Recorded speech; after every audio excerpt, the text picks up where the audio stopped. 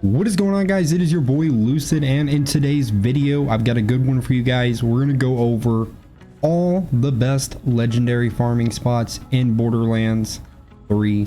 And guys, I've got more legendary stuff than I even know what to do with at this point.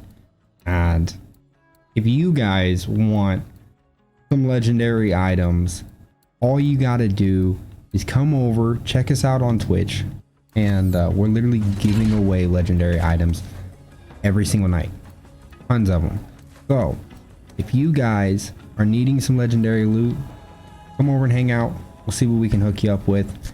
But today I'm going to teach you exactly all the places that you should go to farm some legendary loot for yourself.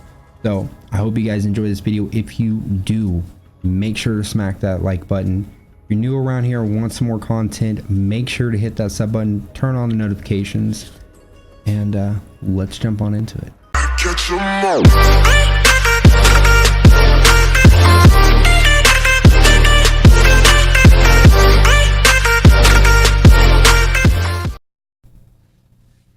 Alright guys, so first things first, what you need to do is turn off your online capability. So make sure and play offline. That's the first thing. There is one in here that you can do online pretty much every time, but the rest of these I would do them offline 100%. On top of that, offline you get more XP and you get more loot. So you're going to get more legendary items.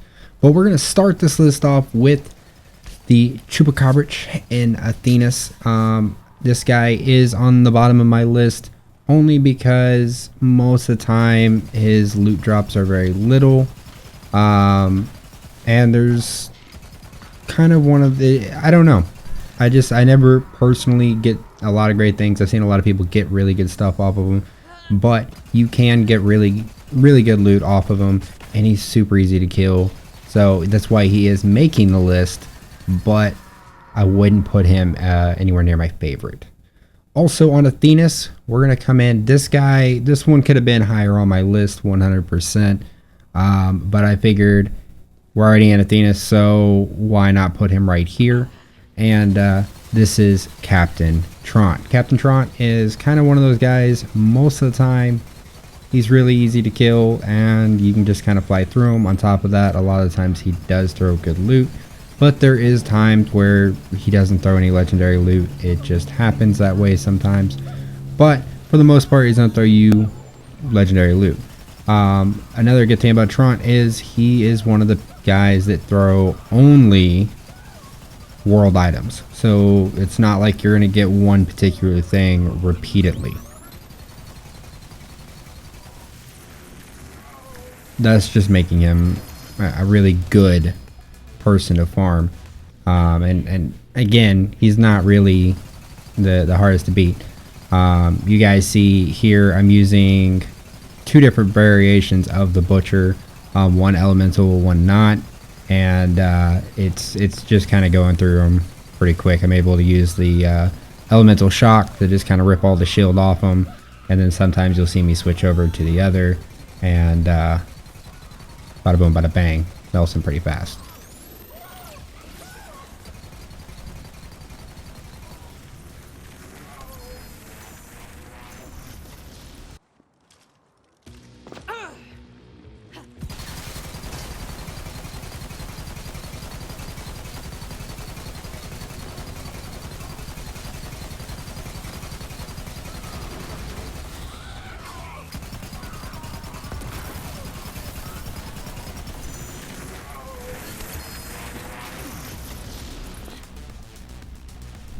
Okay guys, so this one is one that actually blows my mind because I never see anyone talking about it, and this one works online or offline, and it's the loot thieves, or it's the jabber teams. These guys, they're always there, and you can actually run a little bit farther down the path and get to another one. This is an Eden 6 Floodmore Basin. I think it's the Hangman something area. but these guys are always there. They're a little inconsistent in dropping legendary loot. A lot of times they do, but sometimes they don't. And the cool part is there's pretty much always one there, either way, offline, online. And to top it off, sometimes there's one, sometimes there's two. It just is, it's a really convenient little spot, and it's also right by a few other locations. But this is one of my favorite farming spots for multiple things, not just legendary loots. So this is a really good one. Keep this one in mind. Again, it's over in Floodmore Basin, just outside the rogue camp. It is the Hangman area. This little guy, he just escapes barely from me here. Dang. Okay, so next we got Mouthpiece over here in Pandora at the Holy Broadcast Center. One, he's just really easy to farm and to kill. And there's multiple things you can farm all in this location, so it just really makes it convenient.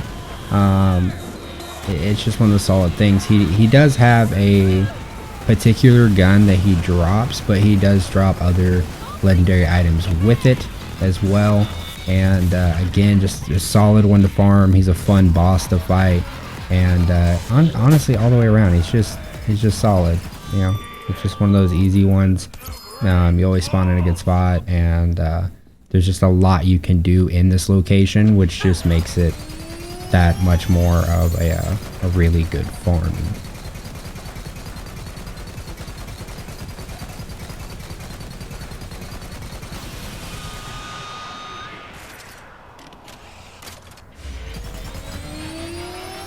Okay, so our next one, if you don't want spoilers, go ahead, stop it here, skip ahead just a little bit. But the next one is going to be the one, the only Tyrene the Destroyer. The only reason she didn't make it higher on this list is because sometimes she can tend, with her immune stages, tends to be a little bit longer of a fight, mattering how lucky you get in your mayhem. But drops really good loot along with the Queen's Call and the King's Call, and a lot of times you can just get a lot of good stuff. I've gotten really good artifacts and many other things with her.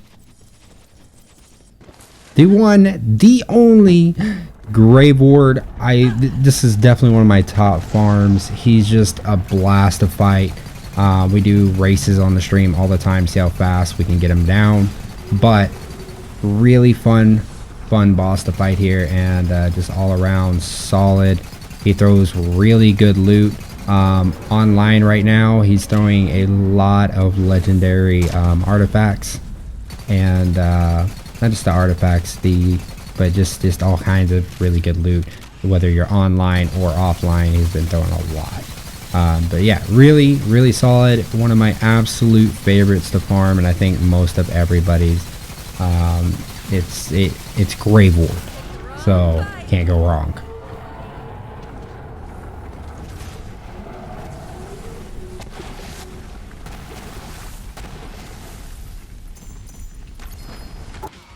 Okay, so these, I'm gonna bunch my last one in, that's two different ones.